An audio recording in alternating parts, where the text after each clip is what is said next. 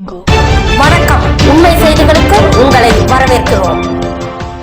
மும்பை துறைமுகத்தில் கடந்த 1944 ஆண்டு ஏப்ரல் 14 விக்டோரியா கப்பலில் மிகப்பெரிய தீ விபத்து ஏற்பட்டது.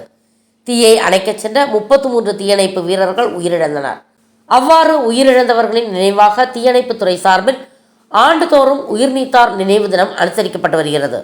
அதன்படி பாளையங்கோட்டை ஆயுதப்படை மைதானம் எதிரே உள்ள நெல்லை மாவட்ட தீயணைப்பு அலுவலகத்தில் நினைவு தினம் அனுசரிக்கப்பட்டது. இதனையொட்டி தீயணைப்பு வளாகத்தில் அலங்கரித்து வைக்கப்பட்டிருந்த தீயணைப்பு வீரர்கள் நினைவு ஸ்தூபிக்கு நெல்லை மண்டல தீயணைப்பு மற்றும் மீட்பு பணிகள் துறை துணை இயக்குனர் சரவணபாபு தலைமையில் தீயணைப்பு வீரர்கள் மலர் வளையம் வைத்து அஞ்சலி செலுத்தினார். தொடர்ந்து நெல்லை மாவட்டத்தின் முதல் பெண் மாவட்ட அலுவலர் பானுப்பிரியா தலைமையில் உயிர்நீத்த தீயணைப்பு வீரர்களுக்கு 2 நிமிடம் மௌன அஞ்சலி செலுத்தப்பட்டது.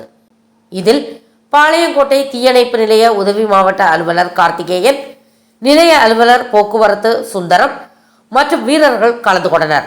தொடர்ந்து தீயணைப்பு மாவட்ட அலுவலர் பானுப்பிரியா கூறுகையில், இன்று முதல் வருகிற 20ஆம் தேதி வரை ஒரு வாரத்திற்கு நெல்லை மாவட்டத்தில் உள்ள அனைத்து தொழிற்சாலைகள், பள்ளிகள், கல்லூரிகள், பொதுமக்கள் கூடும் இடங்கள் ஆகியவற்றில் தீ தடுப்பு பிரச்சாரங்கள் மேற்கொள்ளப்பட உள்ளது.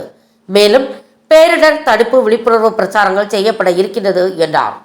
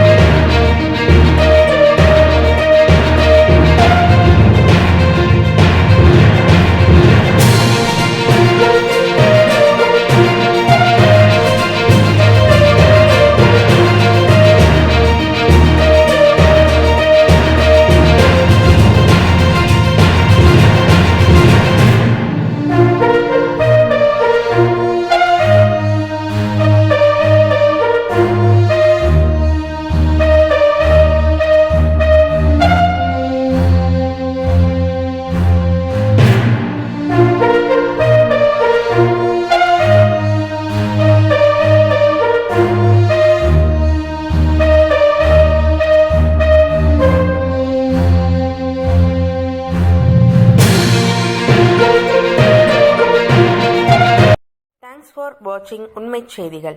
நெல்லை செய்திகளை உடனுக்குடன் தெரிந்து கொள்ள சேனலை சப்ஸ்கிரைப் பண்ணுங்க, லைக் பண்ணுங்க, ஷேர் பண்ணுங்க.